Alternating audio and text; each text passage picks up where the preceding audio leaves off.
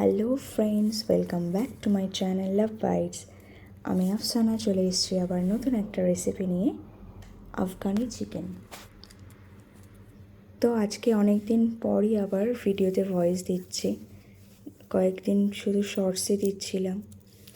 আমার শরীরটা একটু খারাপ থাকার কারণে আমি ভিডিও দিতে পারিনি। তো দেখো কিভাবে আমি আফগানি চিকেনটা বানাচ্ছি। ফার্স্টে দেখো আমি চিকেন নিয়ে নিয়েছি এবং সেগুলোকে ভালো করে ধুয়ে ফার্স্টে ম্যারিনেট করে নিচ্ছি নুন, আদা রসুন পেস্ট আর পাতিলেবু দিয়ে। তো ভালো করে একটা গোটা লেবুই দিয়েছিলাম। তো ভালো করে দেখো চিকেনটাকে আমি ম্যারিনেট করে নেব। এবার আমার গলার ভয়েসটা দেখো, তোমরা শুনলেই বুঝতে পারবে এখনও কিন্তু পুরোপুরি ঠিক হয়নি, মানে কাশিটা এখনও আছে। তো যাই হোক, তাও ভিডিও তো দিতেই হবে, সেই জন্য চেষ্টা করছি যতটা করা যায়। তো দেখো ম্যারিনেটটা করছি চিকেন। এরপর আমি একটা মিক্সচার গ্রাইন্ডারের জারটা নিয়ে নেব। তো তাতে দেখো একটা পেস্ট রেডি করব। তার জন্য দেখো আমি দুটো বড় বড় সাইজের পেঁয়াজ নিয়ে নিয়েছিলাম কুচি করে, নর্মাল সাইজ করেই। তাতে দিয়ে দিচ্ছি একে একে ধনে পাতা কুচি, পুদিনা, কাঁচা লঙ্কা 4টে আর কিছু কাজু বাদাম। তো এবার এগুলোকে ভালো করে একদম পেস্ট করে নিয়েছি যাতে আস্ত না থাকে কোনো কিছুই। তো তারপর আরেকটা ব্যাটার রেডি করে নিচ্ছি। সেটাতে আমি কিছুটা পরিমাণ টক দই আর দিয়ে দিচ্ছি ফ্রেশ ক্রিম। তো ফ্রেশ ক্রিমটা অপশনাল, তোমরা চাইলে ওটাতে মিল্কও অ্যাড করতে পারো, লিকুইড মিল্ক।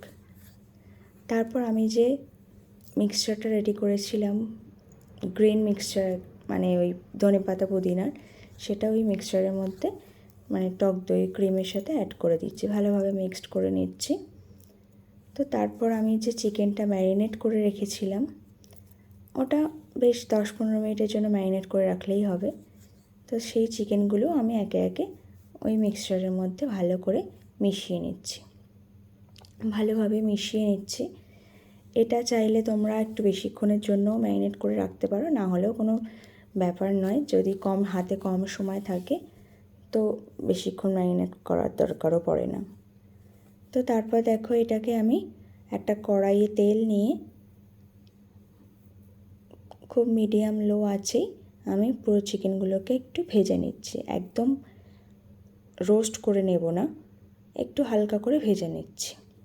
ওই গ্রেভি সমেতই, মানে যে মিক্সচারটা রেডি করেছিলাম গ্রেভি দিয়ে, সেইটা সমেতই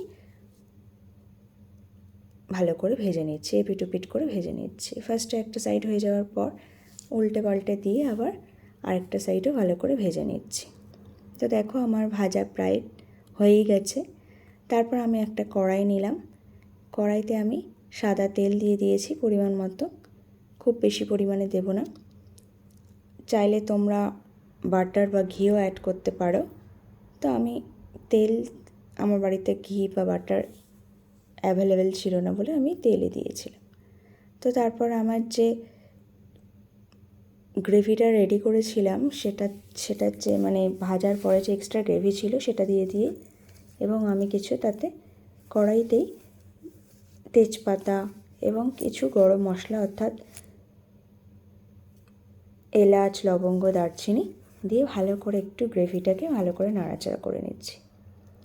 তো দেখো কিছুক্ষণ হয়ে যাওয়ার পরে গ্রেভিটা, তাতে পরিমাণ মতো একটু লবণ দিয়ে দিচ্ছি। যেহেতু আমার চিকেনে লবণ দেওয়া ছিল, তো আমি খুবই সামান্য পরিমাণে দিচ্ছি। লাস্টে একটু দেখে নিতে পারো তোমরা। এবং তাতে দিচ্ছি একটু কসৌরি মেথি, এটা সুন্দর ফ্লেভার আসে। তো তারপর দেখো আমি যে চিকেনটা ভেজে নিয়েছিলাম সেই চিকেনগুলোকে আমি পুরোটাই কড়াইয়ে ঢেলে দিচ্ছি। তো আমার রান্না প্রায় শেষের দিকেই। তো ভালো করে আমি গ্রেভির সাথে চিকেনগুলোকে মিশিয়ে নিচ্ছি, ভালো করে নাড়াচাড়া করে নিচ্ছি।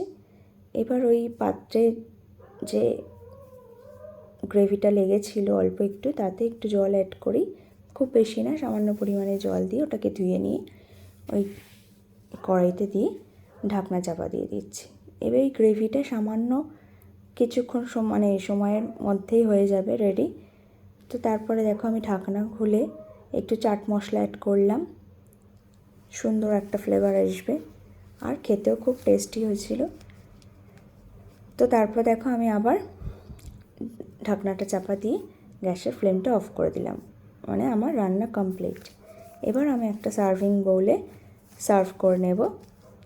দেখো দেখতেও কালারটা খুব সুন্দর এসছে, একটু বেশ গ্রিন গ্রিন কালার এসছিল আর খেতেও দুর্দান্ত হয়েছিল।